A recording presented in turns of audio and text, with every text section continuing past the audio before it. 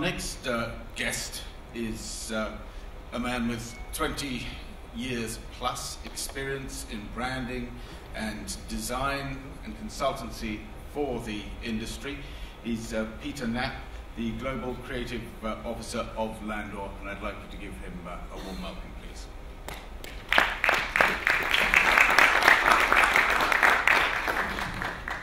Let's hand straight over. Thank you. Good morning, ladies and gentlemen.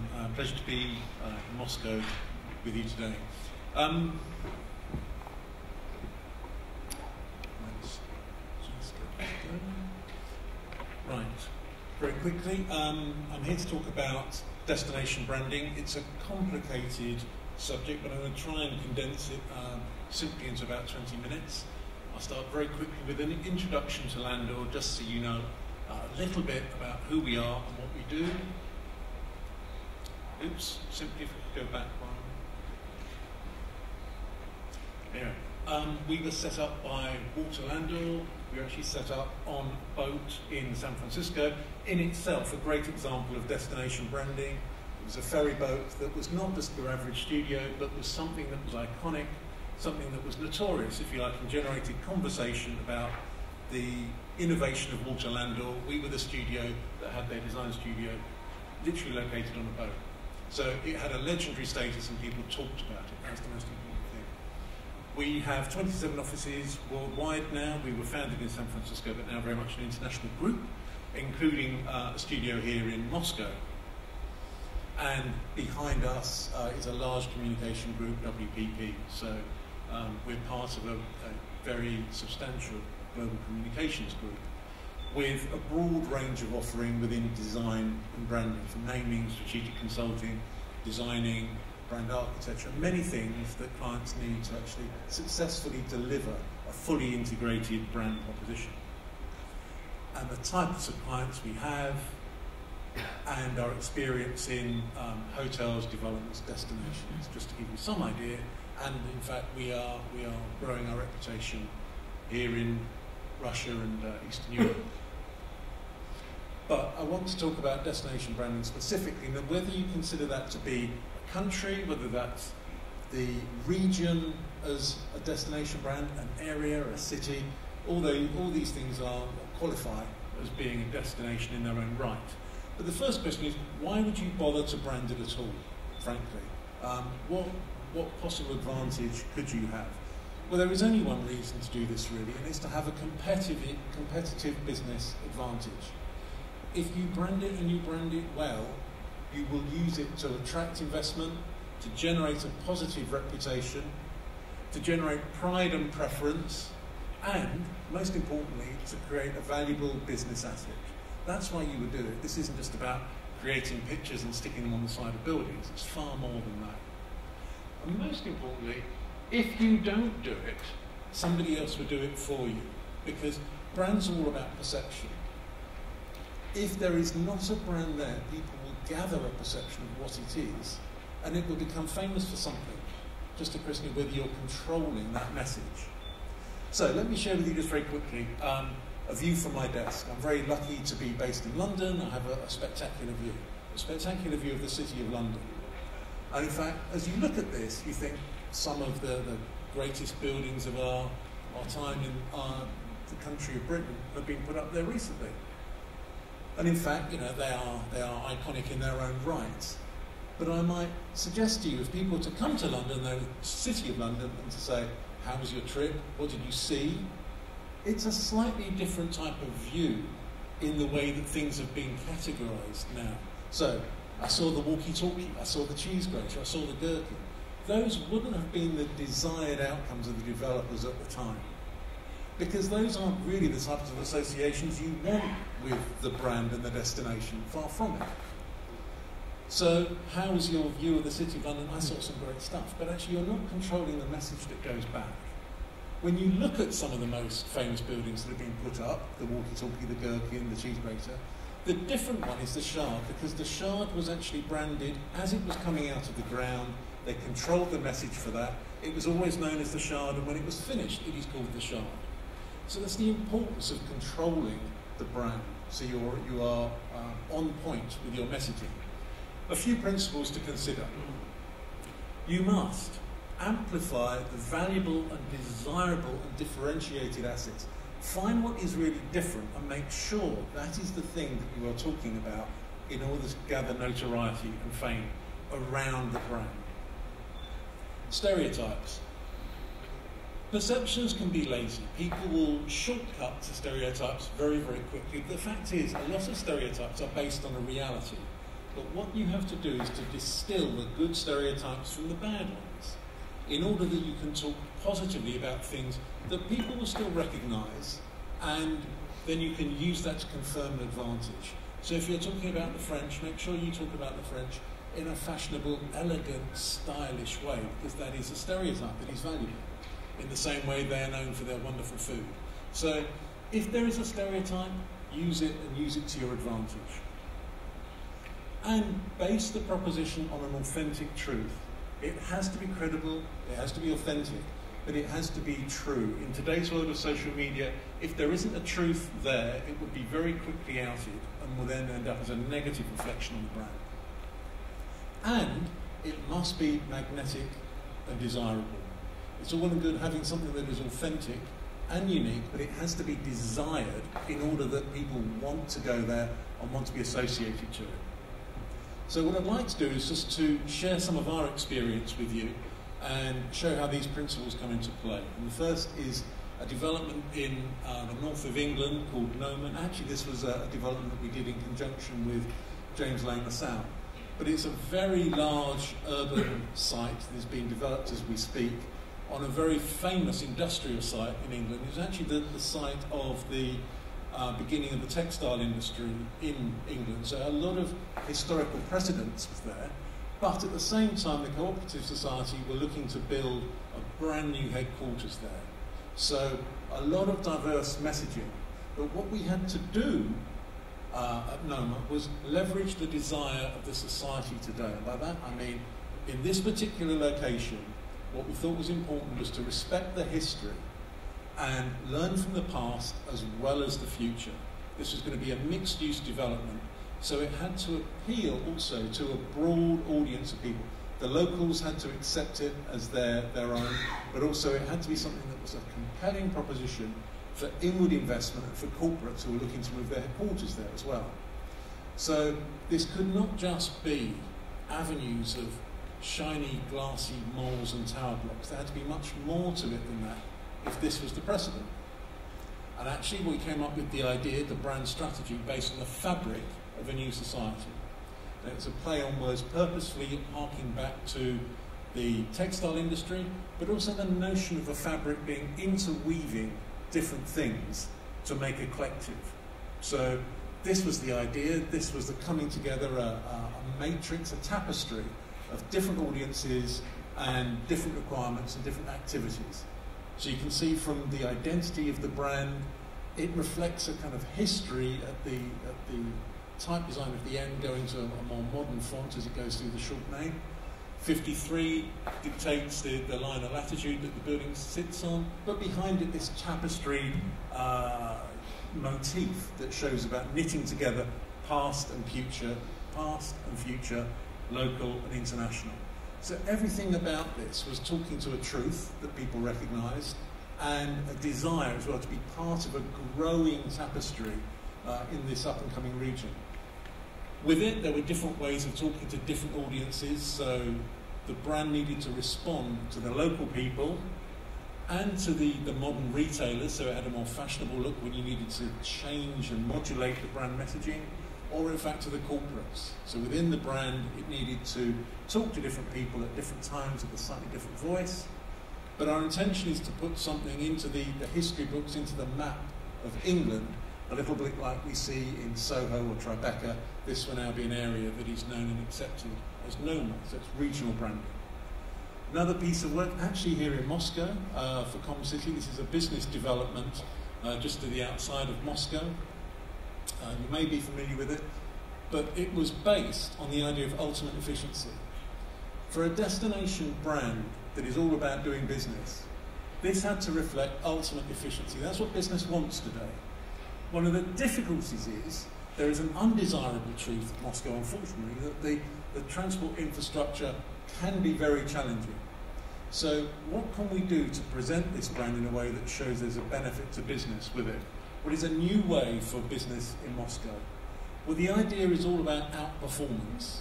There's the best and then there's the very best. So there's a cheese knife, but then there is an uber cheese knife, if you like, that really makes sure that maximum efficiencies are leveraged.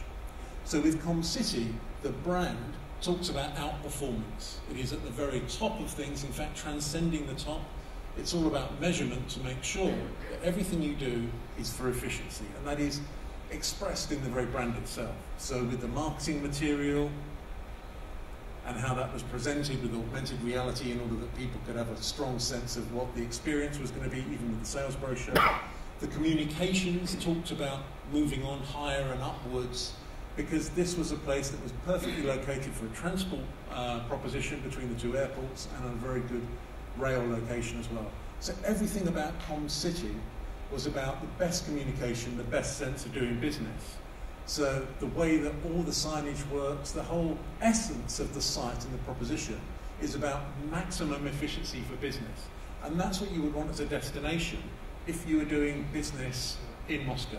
And even all the uniforms for the front of house staff, and in fact even the security guards, were all designed very specifically to maximise that sense of complete and utter efficiency, because that's what this destination brand represented. And in fact, it's something which is now being taken on, I think, becoming a home for people and really celebrated and enjoyed. We had a project for Formula One in Dubai World in Dubai. Again, an entertainment destination brand this time. What we tried to do here was to leverage the magnetic, popular entertainment culture of X. And by X, I mean the equivalent of that letter being I for iPod or iPhone. X is in popular culture and used a lot in entertainment. Ally that with the sense of high-class speed that Formula One brings. So X being about X Factor or Xbox, combined with F1. So there's a short movie just to play now to give you a sense of how this works.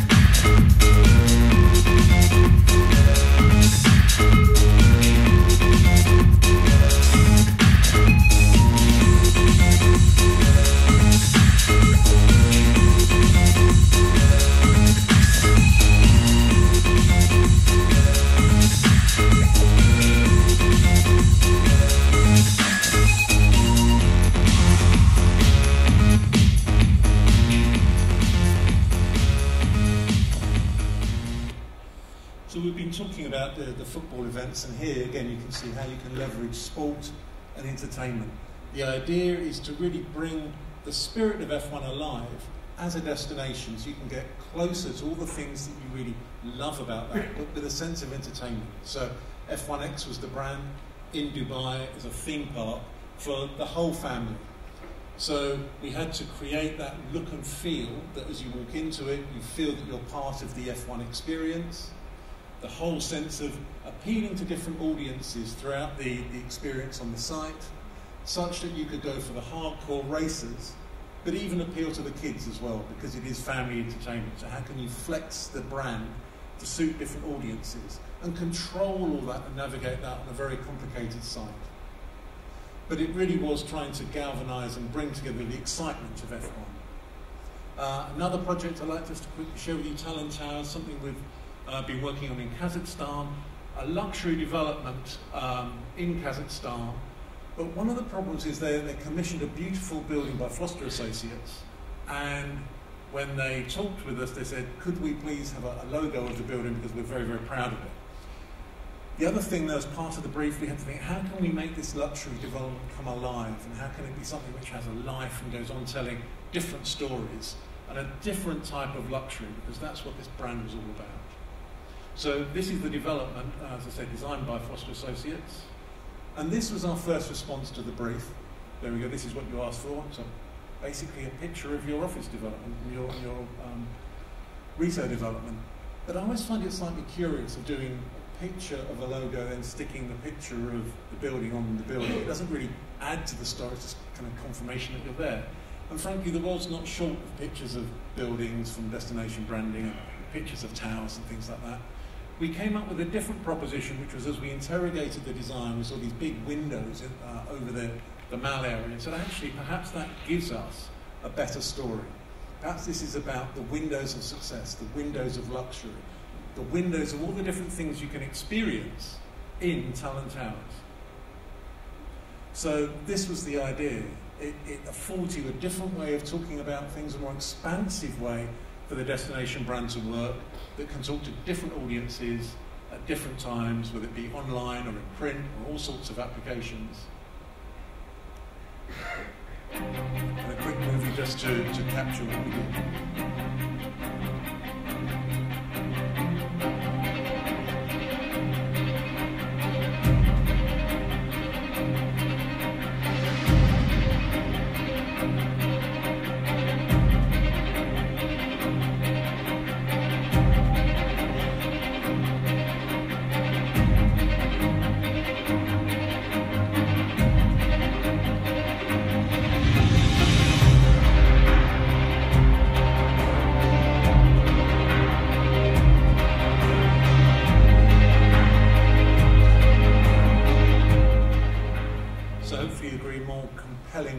Than just a picture of the building.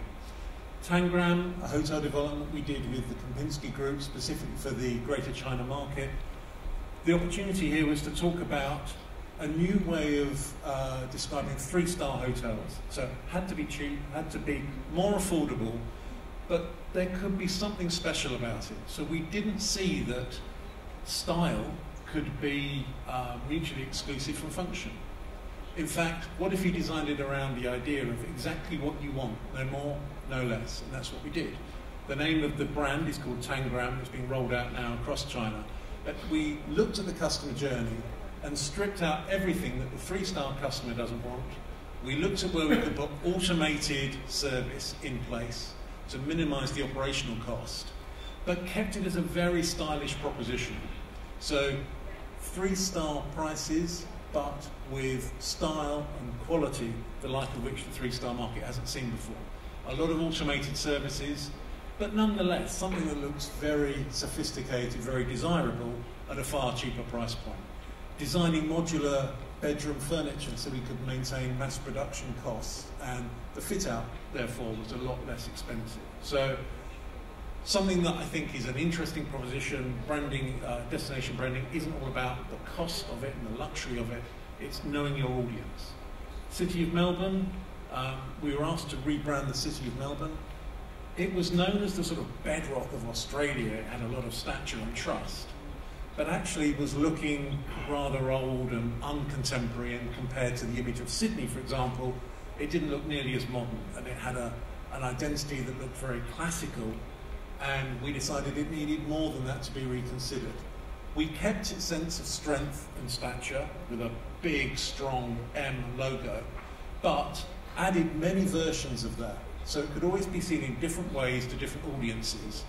So you still have the strong sense of stature that is associated to Melbourne, but it also looks more contemporary.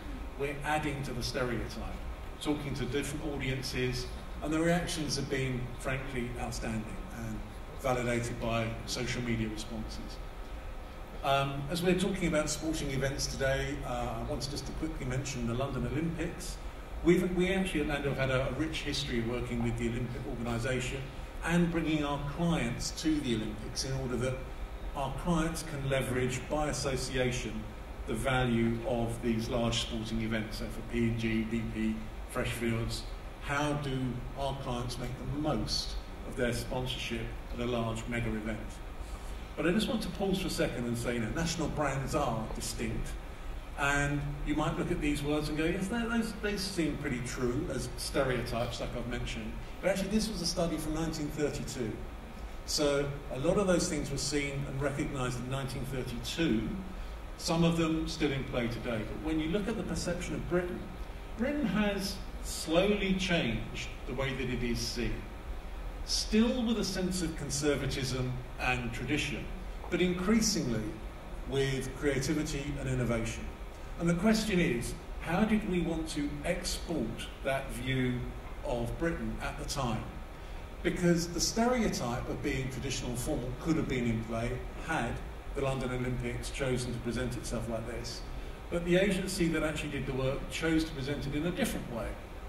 The London Olympics were all about being innovative, fashionable, popular, culturally diverse, equally true, equally a stereotype, but as such, that had a big effect on the perception of London after the Games, after the mega event. And typically, the Olympics is presented with people who have athletes with painted images and all this sort of typical generic presentation.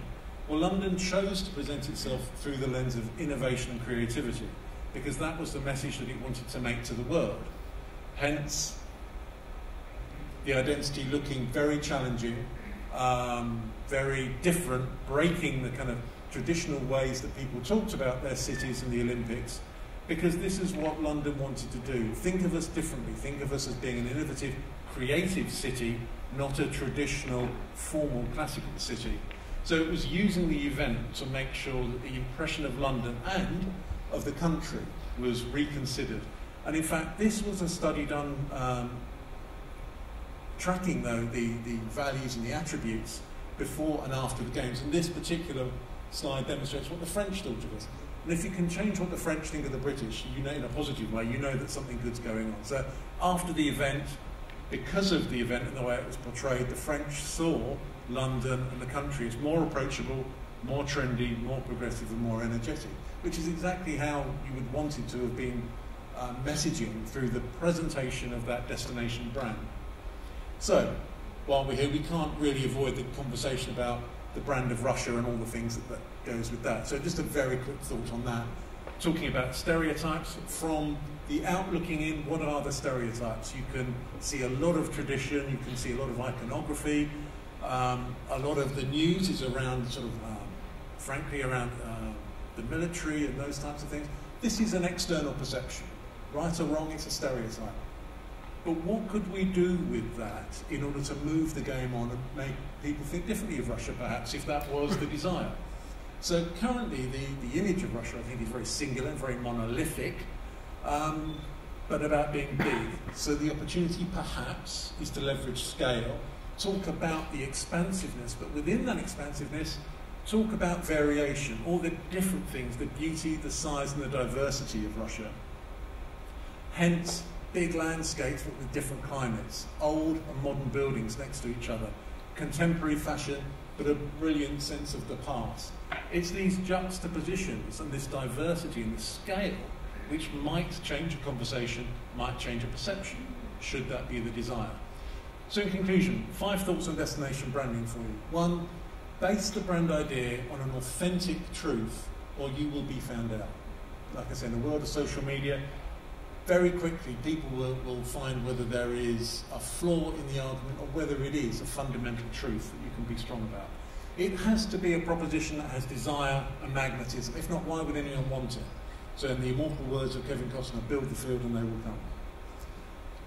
Leverage positive stereotypes and avoid the negative one, because positive stereotypes can be a shortcut, a hyperlink, if you like, to building the perceptions that you want. If they are positive, then there's a good reason why you should use them, because you're confirming what is already a positive predisposition to people. We're now living in the speed generation. So before, cities used to take centuries and centuries to build. The same with buildings themselves. This is no longer the case. The building industry, everything about it, technology moves faster and faster and faster, and now buildings and cities go up a lot faster. So the traditions and the heritage that used to be the codes of the brands and the destinations no longer are in play anymore, because it's a speed generation. Technology has empowered us. The millennials, frankly, have no interest in the ancient past. Traditional timeframes are gone. Show me new things now. So don't base destination branding principles on things that have taken centuries to build. Now the world and perceptions move much, much faster. Navigate and belong. Create a sense of being able to relate to the destination. We as humans work as tribes. We want to belong. We want to feel that something is appropriate to us. And this sense of being tribal is really, really important. From whichever part of the world that you come from, you want to feel that you belong as a group and you belong somewhere. So this is my town, village, country. It's mine, and I know how to live and work here. I feel an affinity and an affection for it. So that is my presentation. Thank you for your time. Any questions, I'll be delighted to take them. Thank you.